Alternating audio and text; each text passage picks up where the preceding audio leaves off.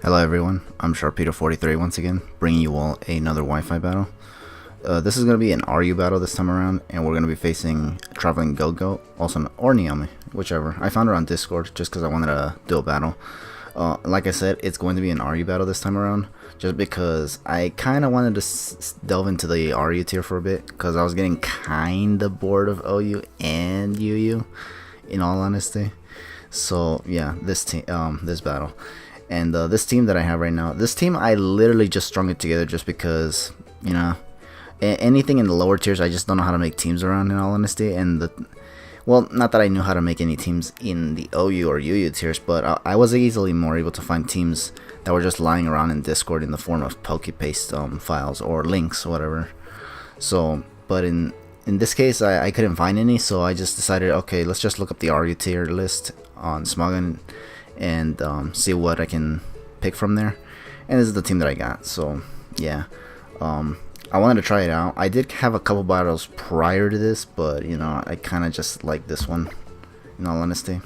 So yeah, so this is the battle. It's gonna be against your girl Naomi. I believe she's associated with Chad, TickleMeChad, so that's actually kind of cool, not gonna lie. But yeah, here we go. She's gonna lead off with Bronzong. I'm gonna lead off with Golisopod.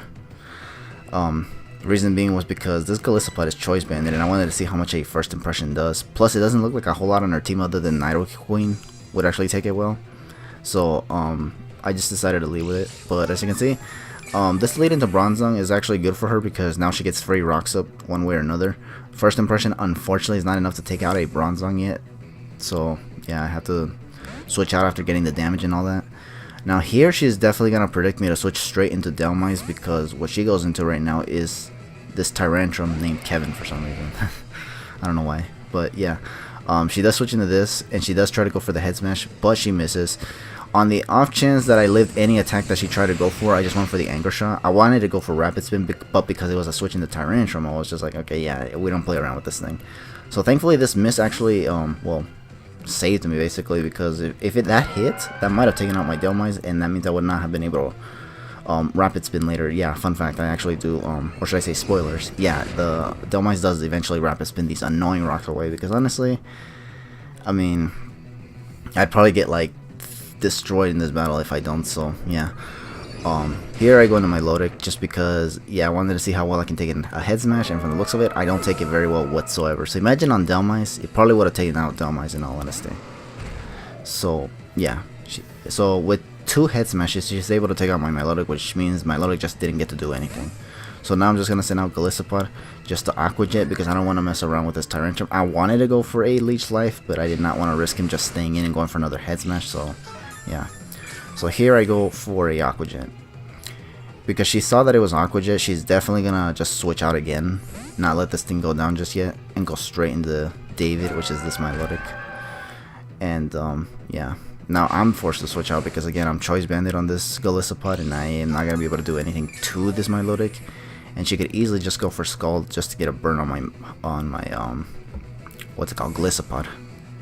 So what I'm gonna do right here is go straight into Delmise, and hope she doesn't predict me, because she has been predicting me so far.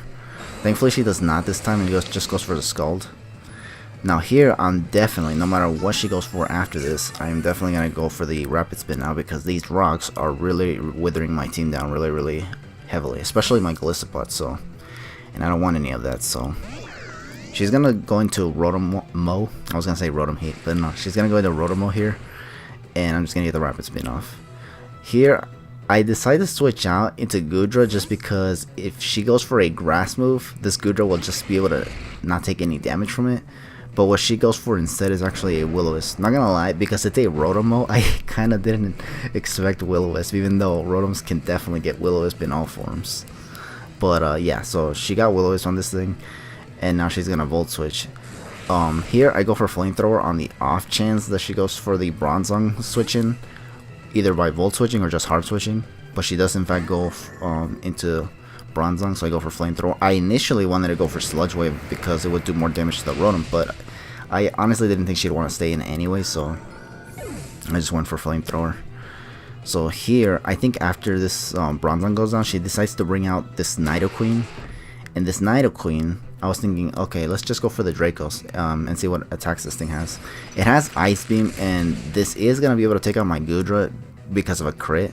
So I don't know if the crit even mattered or not, because I know that these things also get Sheer Force just like Nidoking does. So I don't know if with it, was it normally able to take out my Goodra, but it did. So what I'm going to do here now is just send out this Hoopa Confined. And it literally just came in just to make a baiting switch, a baiting play. Jeez, I couldn't say that right. But yeah, so that I can switch into Lycanroc here.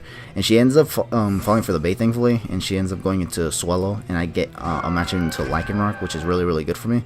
Because now this allows me to just go for the Stone Edge and do a lot of damage. Now this Stone Edge actually managed to get a crit. So because of that crit, which actually does matter, by the way.